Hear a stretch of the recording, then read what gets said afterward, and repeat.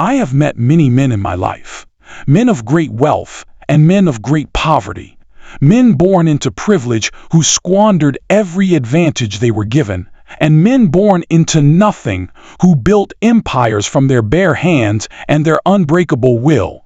I have shaken hands with presidents and sat across tables from the most powerful industrialists of my era. I have seen what separates those who rise from those who remain where they started, but of all the people I have encountered in my long and eventful life, there is one story I return to more than almost any other, not because it is the most dramatic, not because the numbers involved were the largest, but because it showed me something about human potential that I had believed in deeply but had never seen demonstrated so completely and so undeniably. It is the story of a young man I will call Thomas. And it begins the way most important stories begin, not with wealth or opportunity, but with almost nothing at all. I first noticed Thomas working in one of my steel mills in Pittsburgh. He could not have been more than 19 years old. He was thin, poorly dressed, and carried himself with the particular combination of pride and exhaustion that belongs exclusively to young men who are working harder than their bodies are ready for because they have no other choice. What caught my attention was not his work, though his work was excellent. What caught my attention was what he was doing during his lunch hour.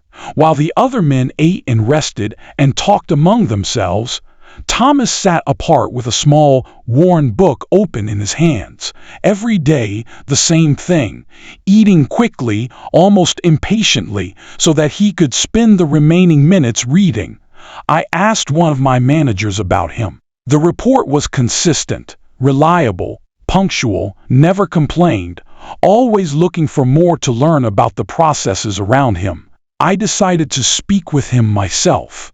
I approached him one afternoon near the end of the working day. He was surprised, clearly nervous, and stood up immediately with the instinct of someone who had spent his whole life deferring to authority. I told him to sit back down. I sat beside him. I asked him about the book. He hesitated. I think he was afraid I would find it inappropriate. A worker spending his time on books instead of rest. Then he told me it was a book on mechanics and engineering principles. He had borrowed it from a library 3 towns away because the local library did not have it, and he was copying sections by hand into a separate notebook so he could return it before the lending period expired.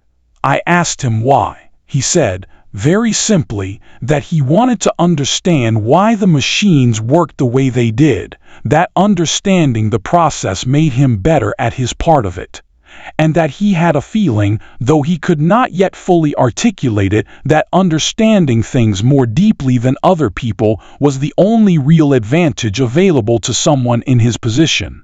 I remember sitting with that answer for a long moment.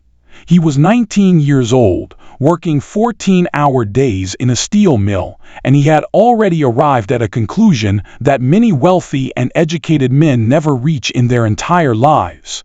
I want to pause here and tell you something I believe with every part of my being, because it is the foundation upon which everything that followed was built. Opportunity does not fall from the sky and land equally on every person. That is a comfortable fiction told to children.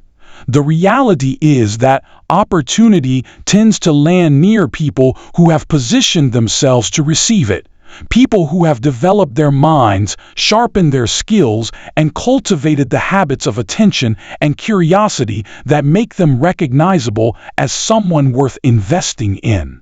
Thomas had no money. He had no family connections. He had no formal education beyond what was available in a small town with limited resources. But he had positioned himself, through daily discipline and genuine hunger for understanding, to be the kind of person that a man like me would notice and want to help.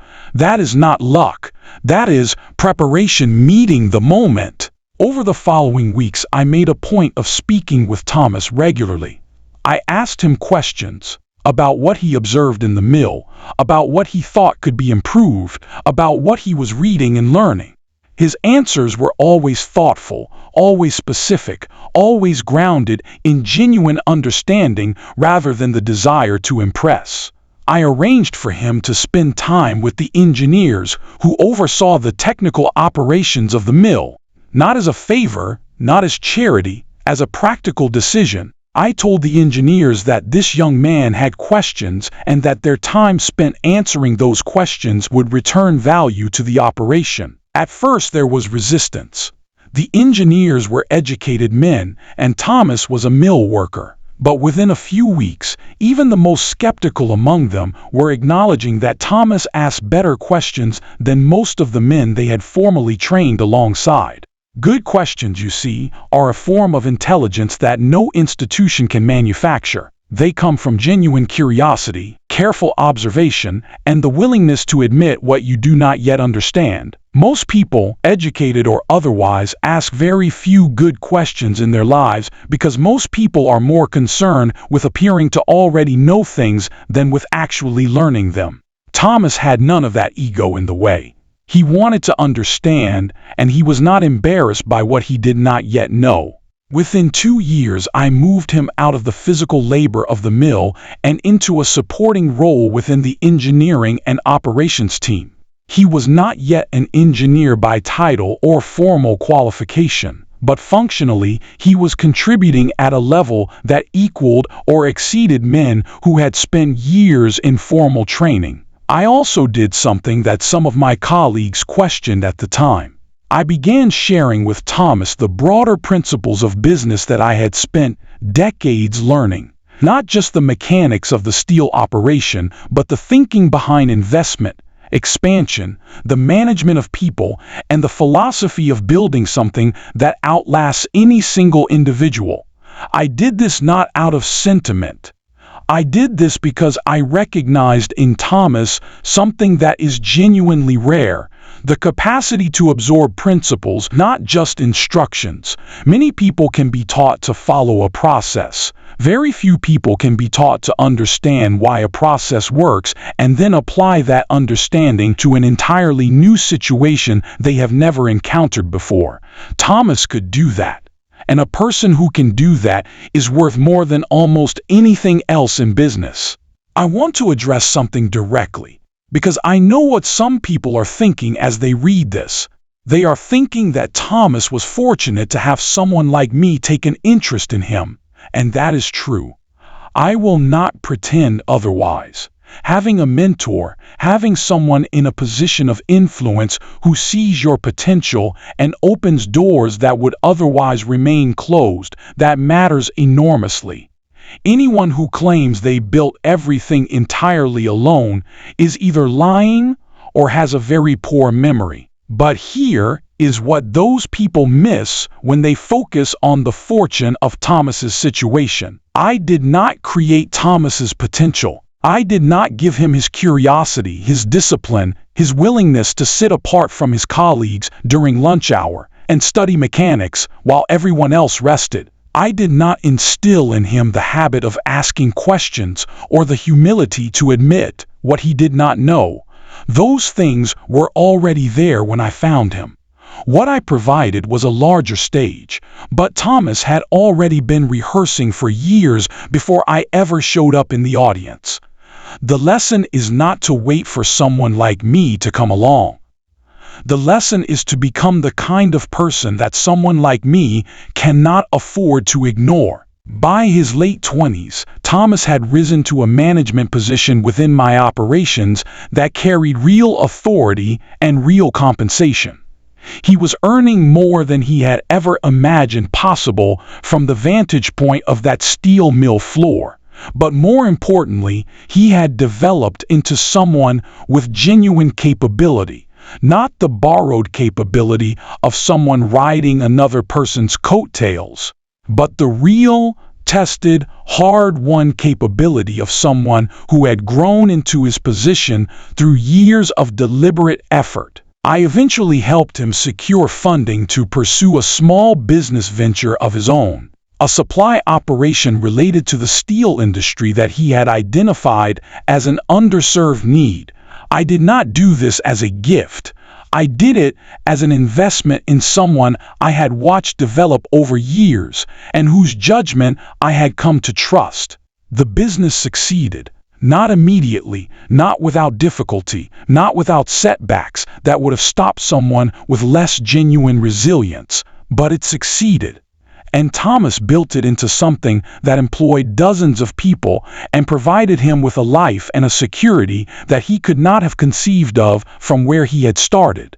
I have told this story to many people over the years, and the response is almost always the same. People want to know the secret.